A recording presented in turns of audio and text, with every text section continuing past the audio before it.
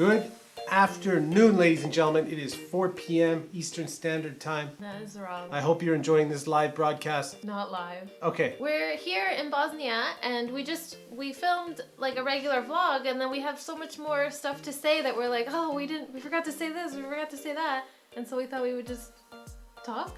Yeah, it's like sometimes like, you know how like when you have a cool story and you want to tell your friends and you're like, oh, you call them up or whatever. It's like we talk to the camera. We talk to you guys. Yeah. So that's who we got to tell these stories to. I would just want to unleash. So yesterday, I go, Felicia's going to make us soup. Sometimes she makes us soup. And I go and she goes to the bathroom and I start smelling like burning plastic. I'm like, what the hell? I go over to the stove right here and she hasn't taken the covers off the burning plates. I think we should show them. Yeah, hold on. Oh my god, I felt so... So they're white. Like, have you ever seen a stove that is a white burner? They're so covering the stove top. Full heat is like burning. I'm smelling. I'm like, what the hell? I had the pot on it. We're boiling water, waiting for soup. She comes out of the bathroom. Yeah. And I'm like, Felicia, we need to show you something. I go to him, what's all the ruckus? Like, I'm already like annoyed at all the noise he's making. He's like, let me show you something. Oh, okay, this is an interesting story actually, guys. Okay, listen to this. So there's a documentary about the war in Mostar, okay? And it was like... called Unfinished Business. And you can find it on YouTube. And it's like a story about the war. Like a documentary guy went there during the war and filmed everything happening. And he won like awards for it. And the first minute in the movie, someone is hit with a mortar shell, like because they were shooting like 5,000 or like a lot every day. They were shooting into the city, and so someone died and got hit by a mortar shell right on the same street as our apartment. Like the first 1 minute in the movie is our street, and like someone was being carried off in like to the hospital and stuff. And so it's pretty surreal because we've been to a lot of cities in Europe that have been obviously affected by war, but we've been so many years later that everything's like rebuilt and all fancy for the tourists. And this is the first country, I think, where we can definitely see that, you know, the damage is still there and it hasn't been entirely rebuilt yet. And it's kind of like pretty eye-opening, I would say. It's interesting, like there's abandoned buildings with like, maybe there's like bullet holes in them or something, totally destroyed, right next to a brand new building.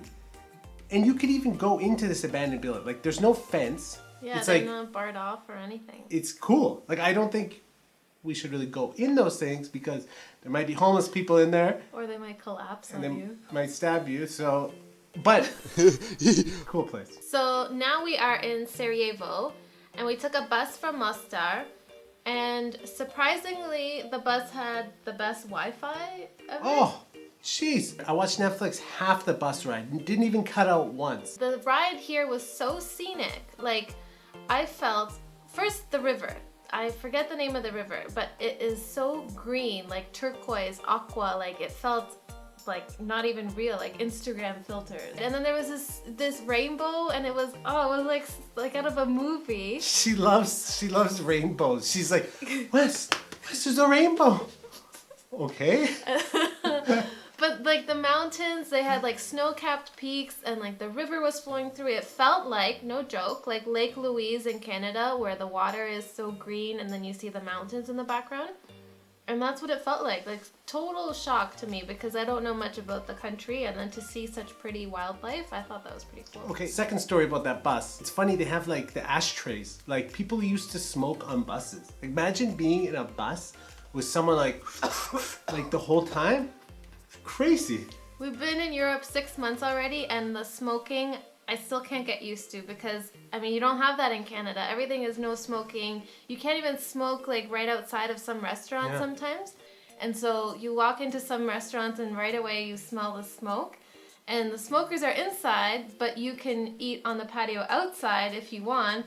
So the non-smokers are outside. It's kind of weird. I can't get used to it yet. Okay, that makes me think about how we got to Sarajevo. Okay, this is the best story. This happens like all the time. Okay, so we don't like to take cabs. I despise taking taxis. Like because they always rip you off. So we take Ubers. But here they don't have Uber, okay? So we have to take a tram to close to the old town so we can get to this place, right? From the bus station. So we have our suitcase, we have an extra bag, you know, we got our coats on, we look like tourists or whatever. So we get to the tram. We don't know how much it is. We have a little bit of change.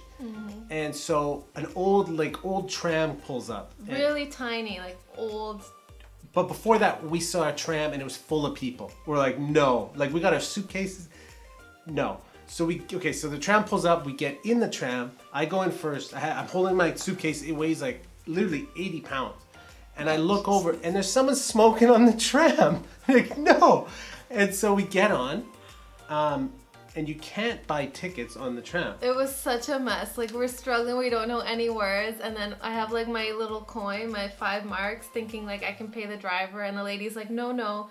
And she gives Wes a ticket and she's telling him to validate her ticket. But we didn't know if she was trying to like pay for us maybe. And then we wanted to like pay her as a thank you. And she was like, no. And then he kept the ticket. And then everyone was like kind of pointing and directing us to like go further back on the tram. But we didn't want to go to the back because we had to get off soon, and then we're like blocking the whole thing with our huge suitcases. And it was such we couldn't sit down. So what happens like the first like 30 seconds I'm in there, almost fall over. The lady grabs me. Like, it was so bad. Like, and then we were like so hot and sweating, and we just couldn't wait to get off of the tram. This happens like all the time. Like, you don't, as a tourist, like, you don't know what to do, and like these people, like, no one spoke English, or they just didn't give a shit about us. Well, I think they were like trying to help. I think. No, there was some nice people. Yeah. It's just like it's hard to be a tourist. Yeah, this was definitely like. You know, if I saw us from afar, I'd be like, those guys don't know what they're doing. It was like so embarrassing. It was like cringe. Yeah, cringe. And then to make matters worse, we get off, we're already hot and sweating, and then I'm like, okay, our Airbnb is like not too far away. And on the map, like you can see the street, but there's no Google Map Street View in this area. And so I didn't know what to expect. Sure enough, it's like the steepest hill of all time to get to our Airbnb, and we're like lugging our suitcases. We'll try and get a picture of that. Oh my god, it was so bad. We finally got up here. Luckily it's like on the first floor of the building here. We didn't have to bring our suitcases upstairs, but and the person above us in this building, he plays the piano, or she plays the piano. So for like hours we had this free, maybe it was a recording, but it was just piano. So I don't know, it was cool. Every place is unique in its own way. And I think I like sharing these little things because for us, the vlogs or the videos are kind of like souvenirs, but we don't talk about like this little random stuff. So I don't know, if we share it, then we remember it and we can watch it. Look at the hole. I got a hole in my sock. Can you see? I got so many socks with holes in them. No, actually, I thought to only bring, like, when we travel, I only bring like 6 pairs of everything. Like maybe 6? 2 jeans, but like 6 socks, 6 boxers, 6. No, did I say 5? 6? Well, whatever. 6. I only have 3 socks. So like, but like a lot of them have holes in them now because we do so much walking. Or because they're like 6 years old. Or because they're 6 years old. I think we're gonna do more of these little sit-down ones because we have like loads of ideas, like just to share tips with you guys, or like, I don't know, highlights, best places we've been to, stuff like that. We did a Q&A a few months ago. We could do another Q&A. Q&A all the way. Felicia says I'm not allowed to buy peanuts anymore because oh my god, I bought those peanuts. You know how the ones that elephants eat? The ones where you crack open and then they got like the 2 peanuts inside. Like the whole peanut shell. Yeah, like normal peanuts or whatever. We were at the last place. You made a mess everywhere. And like, there's only 1 garbage can. There was 3 garbage cans. And like, I can't, I gotta put the shells in like a coffee cup. And like, I'm editing and like. It was like a pigsty. Next thing you know, there's peanuts all over the ground. I feel like sometimes if we're home a lot or in a place a lot, I feel like everything I do is like undoing what Wes did. So like if he left the light on, I go turn it off. Oh, she really, I really get my balls busted over the lights. Or like the peanuts. I'm like always picking up his peanut shells. I was eating them today. I finished off my bag of peanuts. I was eating in the sink, so I didn't make a mess. I ate everything and put all the shells in the sink. I was so happy to see the bag is finished. She's really hard on me. No more peanuts. I could be worse, I think. I'm just kidding. In my defense. She's very calm. I have put in my... She's allowed to get, I think I test her patience quite a bit. Yeah. But look at this, you guys, I gotta show you this. So we usually don't watch TV, but they have like some English channels, like Discovery Channel stuff. I love when they do this. They got the remotes here. They're wrapped in plastic. They're not wrapped in plastic, so you don't get so that everyone's dirty fingers don't get all inside of them. And if you want to see the longest Wi-Fi password of all time. Oh yeah, you guys gotta see this. Maybe we can blur out the other Yeah, stuff. I'll just do like this. Oh no, we're actually on my manual focus. I can't show it. It's really long. Just believe it's really long. It's okay. Say it really fast, Phil. ZMKHLOXOAE ZMKHLOXOAE. How many? I wasn't counting. That's a lot of characters. Okay, amigos. Well, that wraps up today's special broadcast brought to you by Quick State Oil.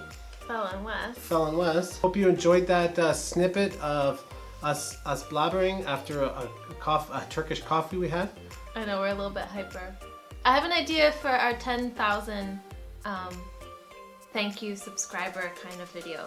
And it involves you guys, so we would need your help. And I will look into it and get back to you shortly. I don't actually even know what it is. I'm excited. I think it'll be cool. Adios, amigos.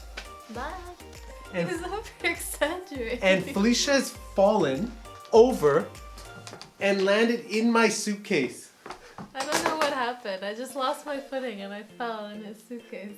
And I forgot about that, but apparently it is a very funny thing.